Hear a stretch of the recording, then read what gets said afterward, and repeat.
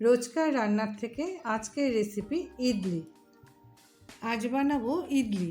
ইডলি বানানোর জন্য আমি এখানে আতপ চাল নিয়েছি, আর নিয়েছি বিউলির ডাল আর খাওয়ার সোডা। এই দিয়েই হয়ে যাবে আমাদের ইডলি।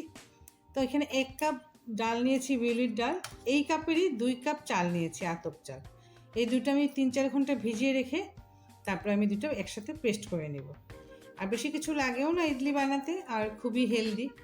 তো আজ এইটুকু উপকরণ দিয়েই আমি ইডলি বানিয়ে নিই। এখন আমি এই চালটা জলে 3-4 বার করে ধুয়ে তারপরে ভিজিয়ে রাখবো। জলে ভিজিয়ে দিলাম, ডালটা আর চালটা একসাথে ভিজিয়ে ভালো করে ধুয়ে নিব। 3-4 বার ধুয়ে তারপরে ভিজিয়ে রেখে দেবো, একটু জল রেখে। তো এটা এখন ভিজিয়ে রাখি। এই যে 3-4 ঘন্টা এই চাল আর ডালটা যে ভালোভাবে ভিজে গেছে, একদম সফট হয়ে। এই চালটা ধরলে একদম ভেঙে যাচ্ছে, একদম নরম করে ভিজে গেছে। এখন আমি এটাকে ভালো করে পেস্ট করে নেব, যাতে গুটি গুটি না থাকে। একদম সফটভাবে পেস্ট করে ধরো 8-9 ঘন্টা এটাকে ভিজিয়ে পেস্ট করে রেখে দিতে লাগে ঢাকা দিয়ে। তো আমি এখন এটাকে পেস্ট করি। যে আমি এই চাল আর ডালটাকে পেস্ট করে নিয়েছি, থিকনেসটা এরকম, এটাই থাকবে, আর জল দিব না। এখন আমি এটাকে ঢাকা দিয়ে রেখে দেবো সারা রাত। ধরো সারা রাত মানে 7-8 ঘন্টা এটাকে ঢাকা দিয়ে রাখলে সুন্দরভাবে এটা ফুলে ওঠে। তো এইভাবে আমি ঢাকা দিয়ে রেখে দেবো 7-8 ঘন্টার জন্য। এই যে আমার এই ডাল আর চালটা যে পেস্ট করে ভিজিয়ে রেখেছিলাম, দেখো এইভাবে ফুলে উঠেছে। সারা রাত ভিজেছে, মোটামুটি এইভাবে ছিল 8-10 ঘন্টা।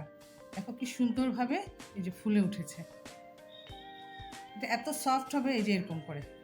তো এখন আমি এটাতে দিয়ে দিব সামান্য লবণ, অল্প দিলাম। সাম্বার দিয়ে খাবে তো, সাম্বারটা আমি দেখাতে পারছি না গো, কেন কি অনেকটা টাইম ভিডিওতে নিয়ে নেবে। আর দিয়ে দেবো এরকম সামান্য, ধরো 2-3 চিমটির মতন সোডা, খাওয়ার সোডা দিয়ে এটাকে বেশি নাড়ানাড়ির দরকার নেই। অল্প একটু এরকম অল্প একটু নেড়ে যাতে লবণ আর সোডাটা মিশে যায়, বেশি নাড়তে হয় না। নেড়ে তারপরে এখন আমি সাজে বসাবো। এই যে আমি আমার 2টা সাজ আছে, এমন 2টা সাজ নিয়েছি, আর একটু সাদা তেল একটু ব্রাশ করে নিয়েছি। এখন আমি এটাকে একটা একটা করে দিয়ে দিব।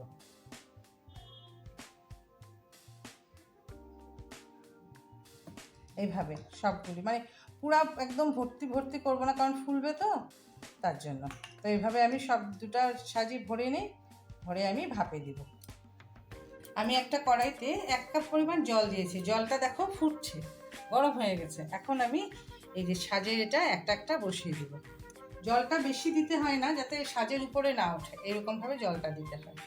যে একটার উপর একটা দিয়ে আমি এটাকে হাই টু মিডিয়াম ফ্লেমে 10 মিনিটের মতন এটা সিদ্ধ হতে দিই, তারপরে দেখাবো। 10 মিনিট হয়ে গেছে, এখন দেখি।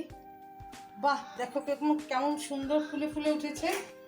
এখন আমরা একটা টুথপিক দিয়ে এরকম দিয়ে দেখি কেমন হয়েছে কিনা। এই দেখো, এটাতে একদম লাগেনি, তার মানে আমাদের ইডলি কমপ্লিট। এখন আমি নামিয়ে নিই।